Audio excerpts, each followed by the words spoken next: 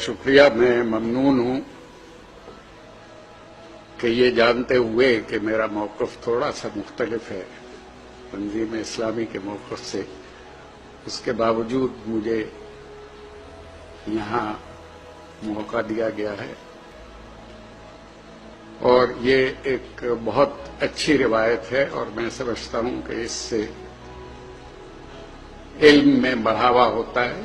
مختلف نقطۂ نظر کو سننے سے، اس پہ غور کرنے سے اور اس پہ گفتگو کرنے سے مکالمہ جاری رہنا چاہیے. ابھی میرے محترم سینئر کولیگ ڈاکٹر ظہور اظہر یہاں بات کر رہے تھے، بہت تفصیل سے انہوں نے بات کی، جس کو انہوں نے مختصر کہا. اس میں انہوں نے جتنی باتیں کی ان سب کا تعلق آج سے 1000، 1200، 800، 900 سال پہلے کی تاریخ سے ہے. ہمارا مسئلہ آج کا ہے، 2006 کا اور آنے والے وقت کا، 21ویں صدی کا. سوال یہ پیدا ہوتا ہے جو کچھ ڈاکٹر اظہر صاحب کہہ رہے تھے، اگر اس پر غور کریں آپ، کہ اگر ہم اتنے آگے تھے اور اتنے سرفراز تھے تو آج ہم اتنے پیچھے کیوں؟ غور طلب مسئلہ یہ ہے کہ اس وقت کیا وجوہ تھی جس کی وجہ سے آگے ہو گئے تھے، اور آج کیا وجوہ ہیں جس کی وجہ سے ہم دنیا میں سب سے پیچھے. اور جب میں ہم کہتا ہوں تو اس میں تمام دنیا کے مسلمان ملک اور مسلمان آبادی شامل ہے، جس کی تعداد 1 ارب سے زائد ہے.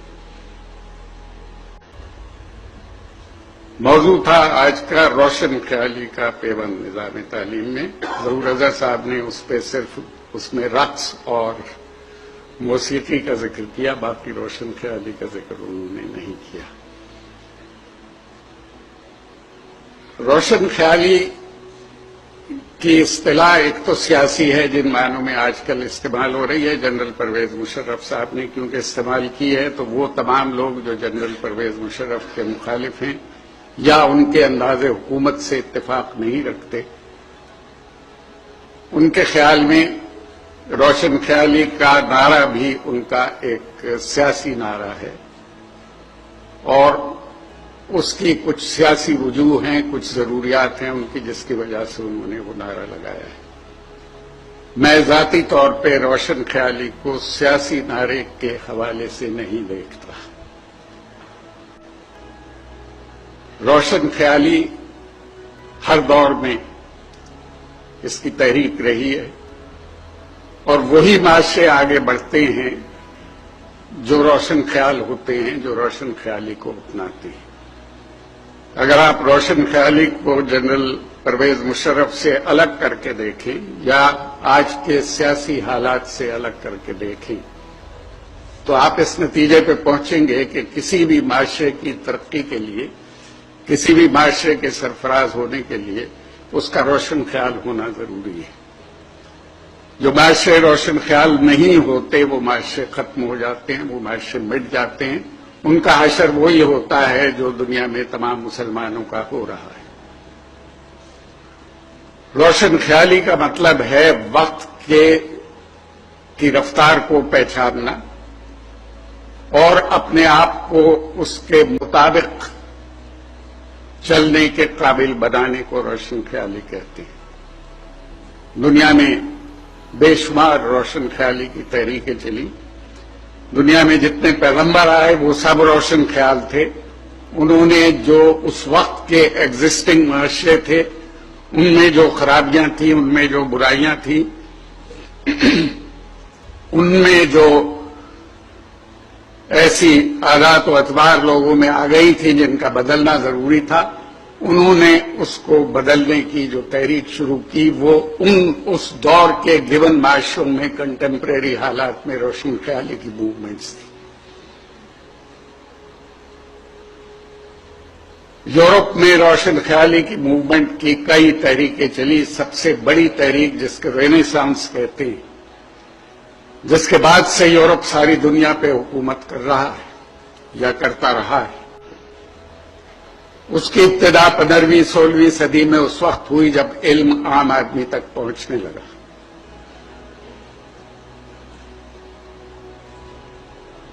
اور اس علم کا پہنچنا پرنٹنگ پریس کی ایجاد سے ریلیٹڈ تھا، کیونکہ پرنٹنگ پریس کی ایجاد ہونے سے پہلے علم زبانی پہنچا کرتا تھا لوگوں تک. نئے خیالات، نئے آئیڈیاز، نئے فلسفے زبانی لوگوں تک پہنچتے تھے. اور تاریخ اس بات کی گواہ ہے کہ ہر حکمران نئے خیالات اور نئے فلسفوں کا مخالف ہوتا ہے، کیونکہ نئے خیالات، نئے فلسفے ان کے اقتدار کے لیے خطرہ ہوا کرتے ہیں. تو جب زبانی علم ترسیل کیا جاتا تھا، جب زبانی لوگوں تک پہنچایا جاتا تھا، اس وقت اس کا روکنا حکمرانوں کے لیے بہت آسان تھا. حکمران ایسے شخص کو جیل میں ڈال کے بھول جاتے تھے، مدتوں جیل میں پڑا رہتا تھا. اس کے بعد کوئی عقل مند وزیر، آج کل بھی بہت سے وزیر عقل مند ہیں ہمارے حکمرانوں کے، کوئی عقل مند وزیر کہتا تھا کسی خوشی کے موقع پہ بادشاہ سے کہ اس شخص کو رہا کر دو. اور اگر کوئی زیادہ خوش قسمت ہوتا تھا روشن خیال آدمی تو بادشاہ ان کو قتل بھی کرا دیتے تھے. بہت سے ایسے ہماری تاریخ میں اور دنیا کی تاریخ میں شواہد موجود ہیں. سقراط کو اس لیے موت کی سزا دی گئی تھی کہ اس وقت کے حکمرانوں کا خیال تھا کہ یہ نئی نسل کو گمراہ کر رہا ہے، نئے خیالات دے رہا ہے جو ان کے اقتدار کے لیے خطرہ ثابت ہوں گے. چنانچہ جب پرنٹنگ پریس کا استعمال شروع ہوا تو یورپ میں چرچ نے اور بادشاہ نے، جن کا دونوں کا آپس میں گٹھ جوڑ تھا اور ہمیشہ ہوتا ہے اقتدار کے لیے، انہوں نے پرنٹنگ کو حکومت کے خلاف بغاوت قرار دیا اور اس کی سزا موت پائی. 1664 تک کتابیں چھاپنے کے الزام میں یورپ میں موت کی سزائیں دی جاتی رہیں. انگلستان میں آخری موت کی سزا کتاب چھاپنے کے الزام میں 1663 میں دی گئی تھی. جس کتاب میں یہ کہا گیا تھا، کتاب پہ لکھنے والے کا نام نہیں تھا، اس میں یہ کہا گیا تھا کہ بادشاہ عوام کے سامنے جواب دہ ہے اپنے عمل کے لیے، اور اگر وہ جواب دہی سے انکار کرے تو عوام کو یہ حق حاصل ہے کہ وہ اس کے خلاف ہتھیار اٹھائیں اور اس کے خلاف بغاوت کر دیں. پبلشر سے اس آتھر کا نام پوچھا گیا، اس نے آتھر کا نام بتانے سے انکار کیا، چنانچہ پبلشر کو موت کی سزا دی گئی. یہ 1663 کا واقعہ ہے. اس پبلشر کا نام جان ٹوائن تھا اور اس کو ایک فل بینچ نے، سٹار چیمبرز کی مشہور عدالت نے انگلستان کی، متفقہ طور پہ موت کی سزا دی، جس پہ عمل ہوا. یہ آخری موت کی سزا تھی کتاب چھاپنے کے الزام میں. لوگ سزائیں بھگتتے رہے اور نئے نئے فلسفے، نئے نئے سوچ، نئی فکر کو عام آدمی تک پہنچاتے رہے. اس سے پہلے علم عام آدمی کے لیے نہیں تھا. بادشاہ اپنے بچوں کو پڑھانے کے لیے محل میں اور حویلیوں میں اتالیق رکھ لیا کرتے تھے. برہمن علم حاصل کرتا تھا اور لوگوں کے لیے علم کی باتیں بتاتا تھا، اور معاشرہ اس کے روٹی روزگار کا، اس کے کپڑے کا، اس کے زندہ رہنے کا بندوبست کرتا تھا. باقی لوگوں کے لیے علم ضروری نہیں سمجھا گیا تھا 5000 سال پہلے ہندوستان میں. صرف برہمن کا یہ حق تھا کہ وہ علم حاصل کرے. آپ دیکھتے ہیں کہ ہمارے ہاں ہندوستان میں جو باہر سے ہمارے حملہ آور آئے اور جنہوں نے فتح کیا ہندوستان کو، بہت بڑے بڑے بادشاہ، ان کے بے شمار آثار آپ دیکھتے ہیں. قلعے ہیں، مسجدیں ہیں، مندر ہیں، گردوارے ہیں، باغات ہیں جہاں وہ سیر کیا کرتے تھے. ان کی بیویوں کے، ان کے اپنے مقبرے ہیں، ان کے پالتو جانوروں کے مقبرے ہیں. ہمیں کسی اسکول، کسی اسپتال کا کوئی آثار ان بادشاہوں کا بنایا ہوا نظر نہیں آتا، کیونکہ ریاست کی ذمہ داری نہیں سمجھی گئی تھی علم دینا. تو جب کتاب نے مقبولیت حاصل کی یورپ میں، باوجود تمام تر سخت ترین سزاؤں کے، ہاتھ کاٹنے کی سزا، کان کاٹنے کی سزا اور موت کی سزا، اس سے جب علم عام آدمی تک پہنچا، تو اس علم کی تحریک کو رینیسانس کی تحریک کے نام سے ہم تاریخ میں جانتے ہیں، اور لوگوں نے بادشاہ کے اختیارات کو چیلنج کر دیا. اس کے بعد اس تحریک نے ایک انڈسٹریل ریولوشن کو پیدا کیا، جس نے ایک ایسا معاشرہ تشکیل دیا جس میں میرٹ کی اور ٹیلنٹ کی قدر تھی. کیونکہ اس سے پہلے کا کئی ہزار سال کا معاشرہ جو تھا وہ صرف ایگریکلچر پہ اکتفا کرتا تھا، اور ایگریکلچر کا دار و مدار قدرت کی فورسز پہ ہے. اگر بارش نہ ہو، خشک سالی ہو. ابھی ڈاکٹر ظہور اظہر فرما رہے تھے کہ جب بارش نہیں ہوتی، پانی کم ہوتا ہے تو اللہ تعالیٰ پانی دے دیتا ہے.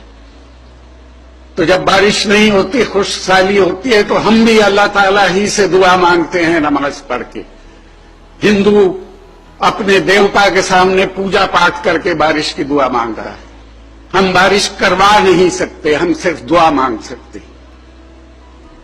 اس لیے دعا مانگنے کے لیے کسی میرٹ اور ٹیلنٹ کی ضرورت نہیں ہوتی.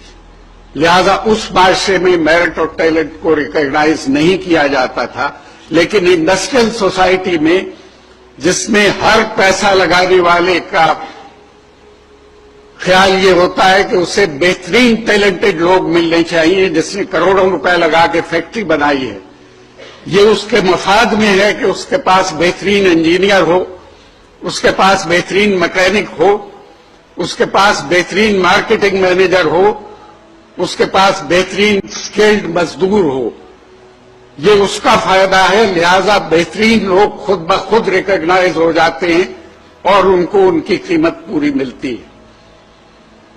جب لوگوں کو یہ احساس ہوا کہ ان کی ایکسپرٹیز، ان کی مہارت کتنی قیمتی ہے، تو انہوں نے بادشاہ کے اختیارات کو چیلنج کیا، اور اس طرح ایک نیا نظام وجود میں آیا. یہ روشن خیالی کی تحریک تھی. اس کے بعد جب ہندوستان کی سلطنت مسلمانوں کی پیچھے رہتے ختم ہو گئی، ڈس انٹیگریٹ ہو گئی، اور ایسٹ انڈیا کمپنی نے قبضہ کر لیا ہندوستان پہ، صرف 3000 سپاہیوں سے 22 کروڑ کے ہندوستان پہ قبضہ کر لیا. 1757 میں شروع کیا ہے ایسٹ انڈیا کمپنی نے. کیوں کامیاب ہوئے وہ؟ اگر آپ اکبر کے زمانے کے ہندوستان کو اس دور کے انگلستان سے کمپیئر کریں، ایلزابتھ اول اس دور میں حکمران تھی وہاں، تو وہ ہندوستان کے، اکبر کے ہندوستان کے مقابلے پہ ایک بیکورڈ اور جنگلی معاشرہ نظر آتا ہے ہمیں. اس دور کا انگلستان یورپ کے نقشوں میں نہیں دکھایا جاتا. اور اگر آپ ماہرین سے پوچھیں کہ انگلستان کا جزیرہ اس نقشے میں نہیں ہے، تو وہ یہ کہیں گے کہ اس کی اتنی اہمیت نہیں تھی اور اتنا چھوٹا جزیرہ تھا کہ اس کو دکھانے کی ضرورت نہیں تھی. سی پائرٹس کا جزیرہ سمجھا جاتا تھا، سمندری لٹیروں کا جزیرہ. وہ دور انگلستان کا سنہری دور سمجھا جاتا ہے. اکبر کا دور ہندوستان میں سنہری دور کہا جاتا ہے. ہم بہت آگے تھے ان سے. لیکن اس کے بعد 65% دنیا پہ اسی چھوٹے جزیرے نے، جو 400 سال پہلے نقشے میں نہیں ہوتا تھا، 65% دنیا پہ اس نے قبضہ کیا، اور اس کی سلطنت میں سورج غروب ہونا بند ہو گیا. یہ کس لیے ہوا؟ یہ اس لیے ہوا 3000 سپاہیوں سے اس لیے ہندوستان فتح کرنے میں کامیاب رہی ایسٹ انڈیا کمپنی کہ وہ ایک ایسے معاشرے کی تجارتی کمپنی تھی جو ایک اپ کمنگ معاشرہ تھا، جو ڈائنامک معاشرہ تھا، جو چینج ہو رہا تھا. اور ہندوستان کا معاشرہ ایک ڈیکیڈنٹ معاشرہ تھا. اس میں تنزل کی رفتار بہت تیز تھی. اس کے حکمران 15 دن لگاتار مشاعرے کر رہے تھے. اس کے حکمران ہجروں کی فوج بھرتی کر رہے تھے اپنی ریاستوں میں. اس کے حکمران رستم اور سوراب کے مرنے کا 40 دن کا سوگ منا رہے تھے۔ رستم اور سوراب کون تھے؟ وہ نواب صاحب کے لڑاکا بٹیر اور تیتر تھے کہ وہ مر گئے ہیں، ان کا 40 دن کا سوگ منایا جائے گا۔ یہ معاشرہ تھا جس کو ایک ترقی پذیر معاشرے نے شکست دی تھی۔ وہ معاشرہ روشن خیال تھا، یہ معاشرہ ایک ڈیکیڈنٹ، سڑا ہوا، ناکام، تنزل پذیر معاشرہ تھا، اور میں سمجھتا ہوں کہ ہمارا معاشرہ آج بھی اسی تنزل کا شکار ہے۔ ہم اس سلائڈ ڈاؤن ورڈ کو، اس تنزل کو روکنے میں ابھی تک کامیاب نہیں ہوئے۔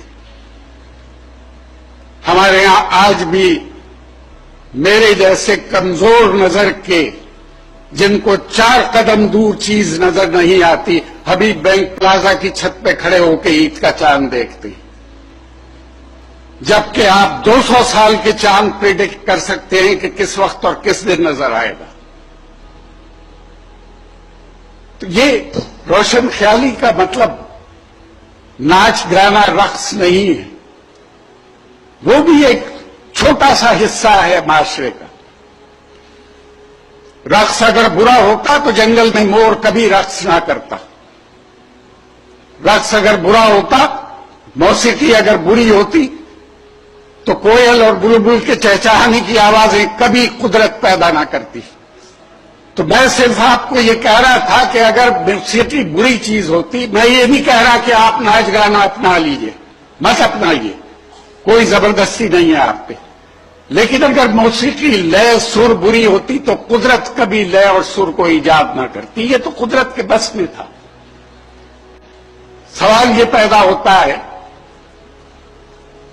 کہ ہمیں آج کی دنیا کا مقابلہ کرنے کے لیے ہم شکایت کرتے ہیں کہ امریکہ نے ساری دنیا کو غلام بنا لیا، خاص طور پہ مسلمانوں کو غلام بنا لیا۔ ہمیں اس کے لیے کیا کرنا چاہیے؟ ہمیں کیوں غلام بنا لیا؟ ہمیں اس لیے غلام بنا لیا کہ ہم دنیا کا ساتھ دینے کے قابل نہیں رہے۔ ہم نے علم کو صرف 1000 سال پہلے، 500 سال پہلے، 700 سال پہلے، 1500 سال پہلے یا 2000 سال پہلے کی تاریخ تک قید کر کے رکھ دیا۔ زمانہ ہمیشہ آگے کی طرف چلتا ہے۔ میں آپ سے یہ نہیں کہتا کہ آپ اپنے عقائد چھوڑ دیں، میں آپ سے یہ نہیں کہتا کہ آپ اپنے فنڈامنٹلز کو چھوڑ دیں، میں آپ سے یہ کہتا ہوں کہ آپ اپنے فنڈامنٹلز کو، اپنے عقائد کو اگر موجودہ دور کے مطابق منطبق نہیں کر سکتے تو وہ آؤٹ ڈیٹڈ ہے۔ اور اگر آپ کا ایمان یہ ہے جو میرا ہے کہ اسلام ہر دور کے لیے ہے، تو پھر اس کو ہر دور میں کامیاب ہونا چاہیے، اور اس کی کامیابی کے لیے یہ ضروری ہے کہ اسے ہر دور میں امپلیمنٹ ہونے کے قابل ہونا چاہیے۔ 50 سال میں فلسفے آؤٹ ڈیٹ ہو جاتے ہیں، 1500 سال یا 2000 سال تو بہت لمبا پیریڈ ہے۔ 50 سال میں آج آپ جس مائک پہ بات سن رہے ہیں، آپ ٹیلی ویژن پہ جس پہ تصویریں دیکھتے ہیں، آپ ریڈیو جس پہ تقریریں کرتے ہیں، وہ آج سے 50 سال پہلے، وہ آج سے 60 سال پہلے آپ کو اویلیبل نہیں تھی۔ مسجدوں میں فساد بھی ہوئے لاؤڈ سپیکر کے استعمال پہ، ریڈیو کو شیطانی آلہ بھی قرار دیا گیا، طالبان نے ٹیلی ویژن بھی ختم کیے افغانستان سے۔ لیکن سوال یہ ہے کہ کیا آپ کے ان چیزوں کو ختم کر دینے سے دنیا کا رنگ بدل جائے گا؟ دنیا اپنے راستے پہ چلتی رہے گی، آپ دنیا سے پیچھے رہ جائیں گے، ہم آلریڈی دنیا سے پیچھے رہے ہوں گے۔ لہذا روشن خیالی کی تعریف کو سمجھنا ضروری ہے۔ روشن خیالی ہرگز لادینیت کا نام نہیں ہے۔